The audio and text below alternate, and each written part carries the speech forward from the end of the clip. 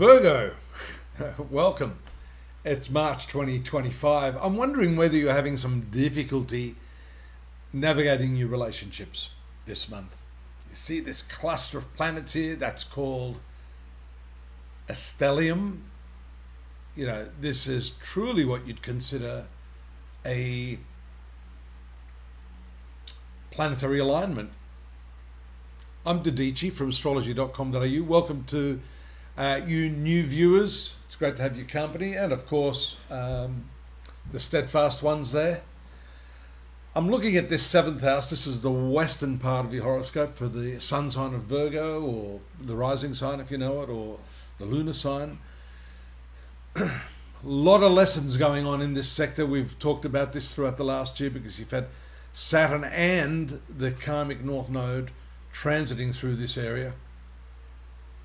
Big challenges there for you, and responsibilities. And this is not necessarily financial responsibilities. This has more to do with emotional and creative responsibilities. You have a creative responsibility in the relationships to ensure that you're doing your fair share.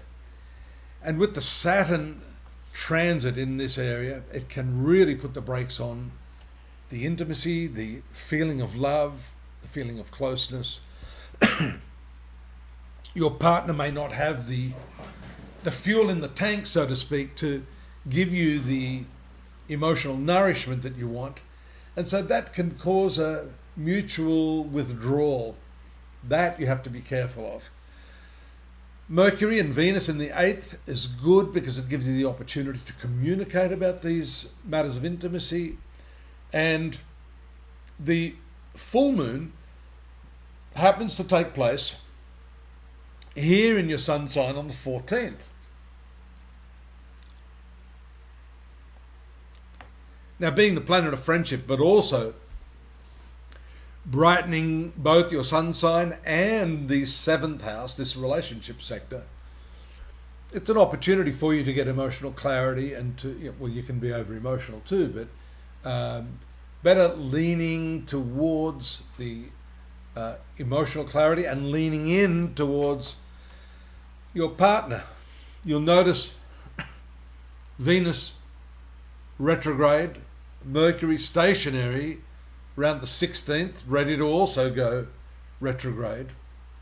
And keep your eye on the sun here, because what's going to happen here in this 8th house of sexuality, intimacy, shared resources, the sun will combust Venus and Mercury, and that can really put the brakes on any sort of positive breakthroughs that you've had with your partner. When the sun combusts those planets, it can cause some difficulties in those areas of your chart. Venus has full regulation over your finances, your money. Being in the 8th house here with Mercury, your ruling planet, and Mercury closing in retrograde motion, there's a very strong reappraisal of money. There could be some issues surrounding money that's owed. These can either be debts or loans, debts to you or loans to others. And that makes sense because you've got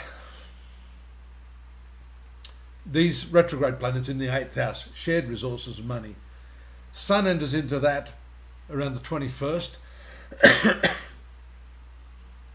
And that is actually not a bad placement. The ruler of your 12th sector, the sun, transiting in the 8th, gives an elevation to your finances, but still considerable worry. Up till around the 25th or 26th, you see the sun moving away from these two planets, and ultimately Mercury and Venus move back into the zone of relationships. Mercury is also ruling your career sector, so the retrogression relates to your feelings about things, changing your mind over things, having made a decision and then, second guessing yourself and maybe having some regret. Could be buyer's remorse, could be relationship remorse too. Sometimes we buy into the wrong relationships. But that can change, and unfortunately I have to give you the news very late in the month in terms of the transit, and that's the new moon that's going to take place here to complete the month on the 29th. There it is, the moon enters into this 8th house.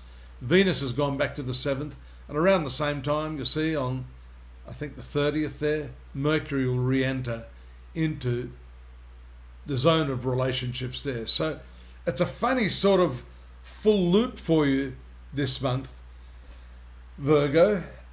You started the month with all this heavy traffic jam of planets in this marital sector, the long-term partnership, committed relationship sector, and then it ends up in that same place. But the new moon is a positive sort of omen, because it gives you the chance to see clearly, to break through into some new paradigm. It can be an epiphany of sorts, where you're able to release yourself from some of the self-limiting and relationship-limiting factors of your personality. That also has something to do with Mars in the 11th, debilitated. It's just gone forward late in February. So this has to do with your lifelong desires. And of course the new moon has to do with this sign of Cancer, the 11th house of desires. So breakthroughs at the end of the month, and greater breakthroughs if you go to astrology.com today. You follow the links Kay has put in there so you can study up a little more on what's going on, not just in the month of March, but throughout the coming months, the year, the weeks, the days. We've got readings for all those different time frames. And I look forward to your subscription. We need that. Please give some support to the channel. And I'll be back to give you some more support next month, same time, same channel. Take care now. Bye-bye.